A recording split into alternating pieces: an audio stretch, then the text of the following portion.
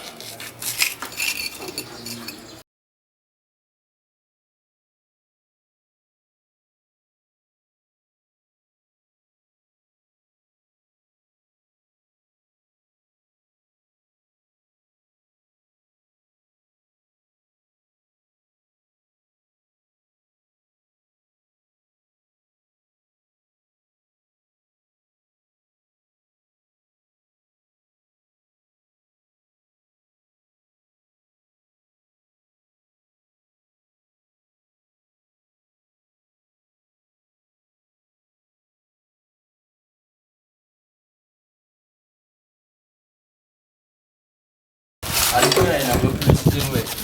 Nilo. Adukoya na publicité we. Nilo. Publicité tio. Chanté da pour les. Publicité donc. Il y en a plein de. Be a mele na le tungu gona quoi. A comprendre. Ba me bima o tungu dine. A comprendre de ne. Bon ouais, me bio tungu dia. Me bio tungu ya.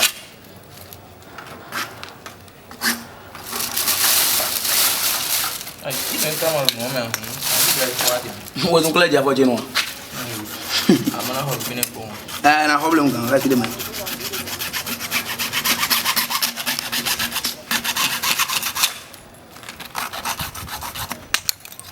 Ban tung koli o sin tuto. Okay. Adukoya na publicité we. Nilo. Adukoya na publicité we. Nilo. Publicité tio. Chanté da pour les. Publicité donc. Il y en a plein de. Be a mele na le tungu gona quoi. A comprendre. Ba me bima o tungu dine. A comprendre de ne. Bon ouais, Me bio tungu dia. Me bio tungu ya.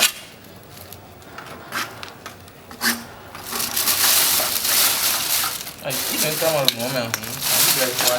moi donc là j'avais dit non. Amana ho bine ko. Na problem kan ra ti de man.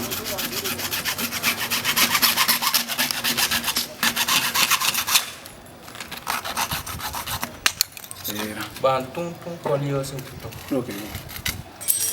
Adukoya na publicité we. Nilo. Adukoya na publicité we. Nilo.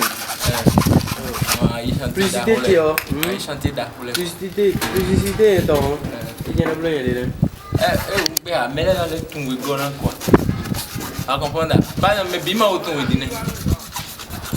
A comprendre de ne. Bon ouais, Me bio tungu dia. Me bio tungu ya.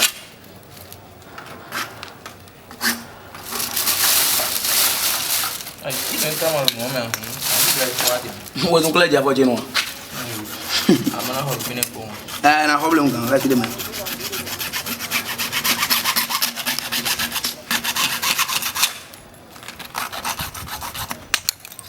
Ban tung koli o sin tuto. Okay.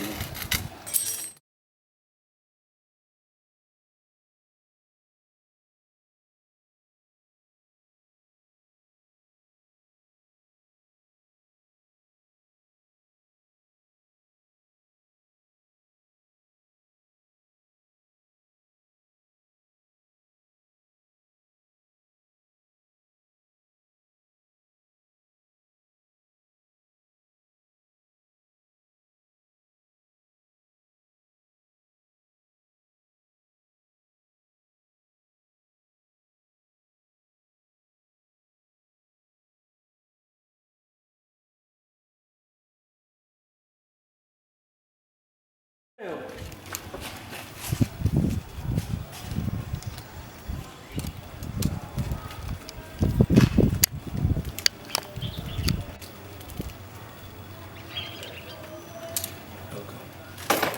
éliminer wa.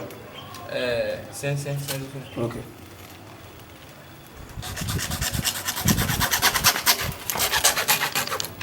Ya, allez, sen tu veux pas dessus. Non, je te mettez en il y a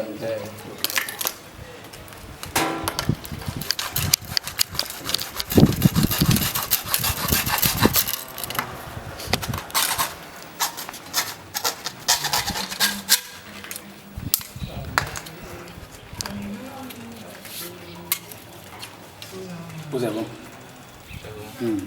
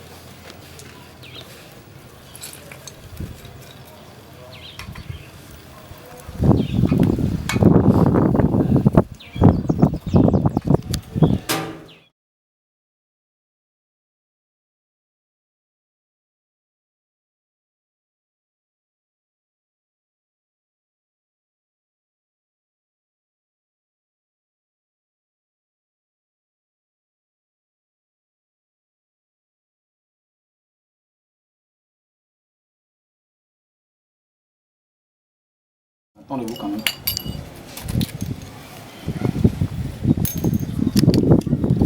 Vous faites rien. Il y a gap pour quoi. Ok.